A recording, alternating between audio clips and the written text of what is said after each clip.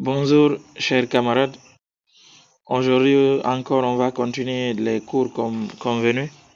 Dans les cours précédents, on a vu comment écrire dans le programme de Google Doc et comment faire l'alignement des écritures, comment partager le document et comment insérer des images. Aujourd'hui, on va parler de Google Sheet.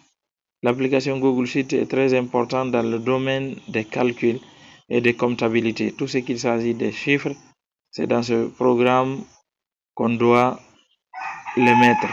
On utilise Google Sheet pour faire des calculs. C'est le programme équivalent de Microsoft Excel.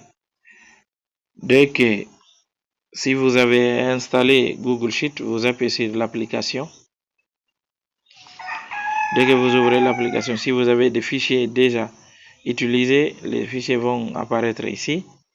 Sinon, vous appuyez sur le signe plus. Et à partir d'ici, vous avez des options, soit prendre des modèles qui existent, ou bien créer des fichiers vierges, donc une nouvelle feuille de calcul. Dans les applications comme Google Doc ou Word, là on écrit s'appelle page, mais dans Excel et Google Sheet, on appelle le lieu là où on va travailler, on appelle ça des feuilles. Donc voici, c'est l'interface de l'application de Google Sheet. Ici, dès que vous ouvrez le programme, vous verrez c'est écrit feuille 1. Et on va changer le nom de ce fichier d'abord avant de commencer le travail. Je viens sur les 3 points qui se trouvent à l'angle supérieur droit ici, j'appuie ici. On me dit feuille de calcul sans titre. Dès que vous appuyez là-dessus, on peut renommer. On va dire cours 1 par exemple. J'appuie sur OK. Le fichier a été renommé. À l'intérieur, le programme est constitué de colonnes et de lignes. Les colonnes sont symbolisées par des lettres comme A, B, C jusqu'à Z, jusqu'à plus que ça. Et les lignes sont symbolisées par des chiffres, 1, 2 jusqu'à ici 1000 et vous pouvez augmenter. Si c'est dans Excel, une seule feuille contient 16 384 colonnes et 1 048 576 lignes. Donc, l'intersection des colonnes et des lignes nous donne ce qu'on appelle des cellules. Les rectangles qu'on voit ici, dès que je m'arrête quelque part, ici c'est une cellule. Et chaque cellule a des références. Par exemple, cette cellule fait partie de la colonne B et de la ligne 5. Donc, la référence de cette cellule est B5. Si je m'arrête ici, c'est la lettre C et la ligne 8. La référence de cette cellule s'appelle C8. Donc, ainsi de suite. C'est comme ça que Google Sheet fonctionne. OK.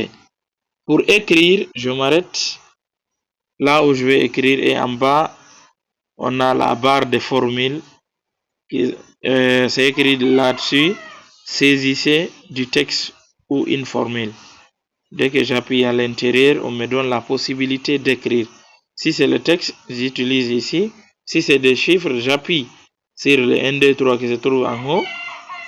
Je change pour que le clavier revienne avec des chiffres et des symboles. Donc, je vais revenir ici, par exemple.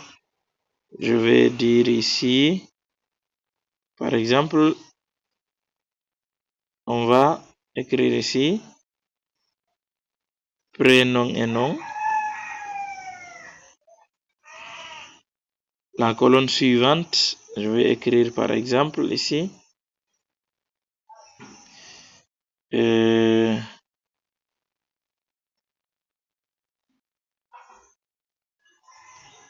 on va écrire comme si c'est des notes pour l'école. Je vais écrire ici histoire.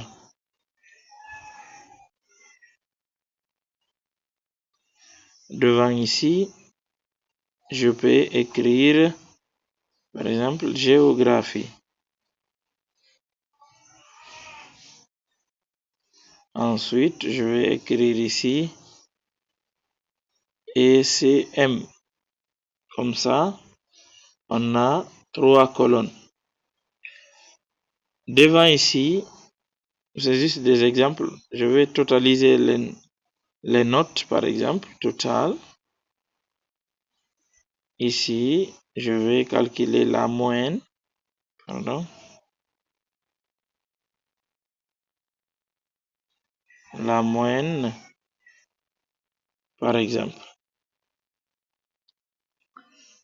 Je vais ici, je vais enregistrer Amadou, par exemple. Amadou Diallo.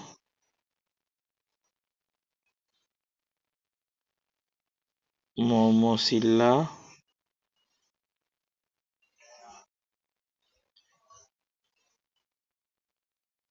Oumar Ba.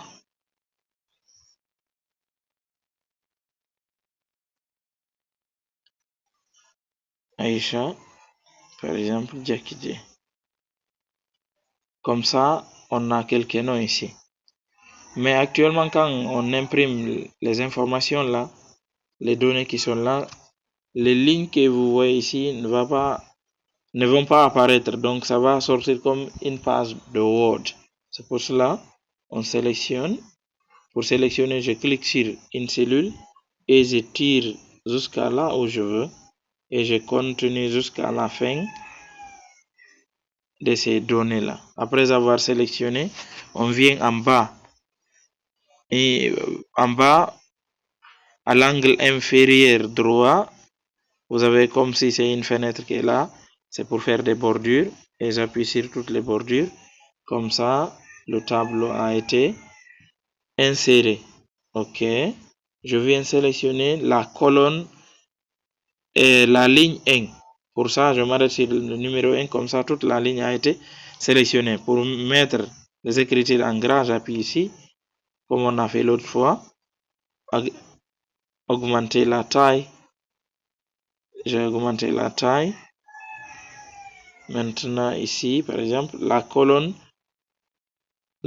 A, il y a prénom et nom. Le mot et nom n'apparaît pas. Je m'arrête sur la lettre A. Comme ça, toute la colonne a été sélectionnée. Je m'arrête entre les deux colonnes là, entre la colonne A et la colonne B.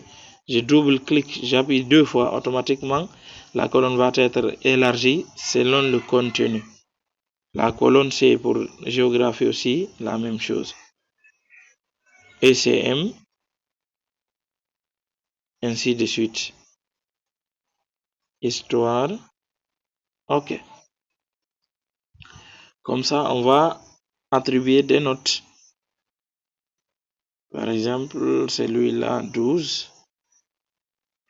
Ensuite, 14. Ensuite, disons ici 6. Et ici, 18. On vient ici, par exemple, 17. 14, 16, 10, 15. On vient pour ECM, on appuie ici, on écrit par exemple, lui là est 17, 13 par exemple. Ensuite, l'autre là est 11. Et ce monsieur a 8. Et la dernière personne,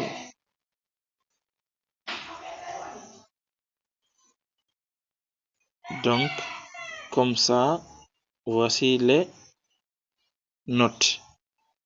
Pour calculer le total de chaque élève, c'est simple. Comme je vous ai dit, chaque cellule ici représente à une référence. Par exemple, la première personne ici, c'est Amadou Diallo. Sa note d'histoire se trouve sur la cellule B2. Donc, je m'arrête sur la cellule totale, je mets égal. Pour calculer, toujours, on commence par le signe égal.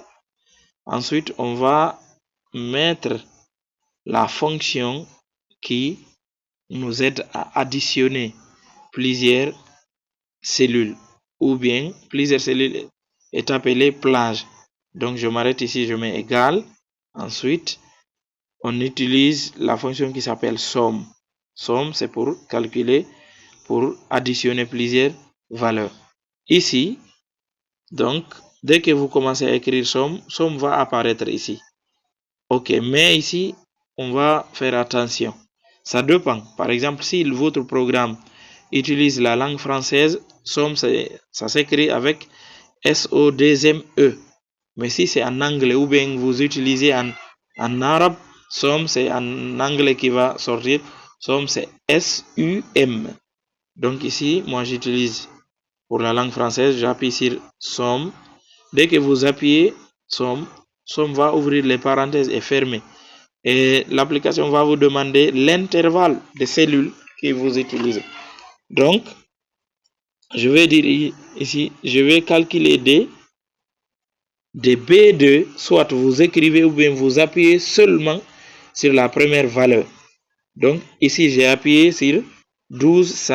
12 n'est pas apparu automatiquement, c'est l'adresse ou bien la référence de la cellule qui va apparaître. Et c'est ça ce qui est bon. On met 2 points. Ensuite, on va lui expliquer c'est jusqu'où qu'on veut calculer. Donc, ici, c'est jusqu'à ECM. Donc, la première note pour ECM, c'est 13. 13 se trouve sur la cellule D2.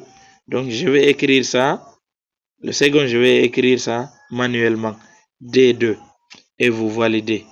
Automatiquement, la première personne a obtenu 42 notes. Et pour avoir le reste, si vous avez 1 milliard de personnes, on calcule pour une seule personne. Le reste, il suffit de sélectionner la place que nous voulons incrémenter. Donc, on a calculé pour la première personne. On sélectionne jusqu'à la dernière personne ici.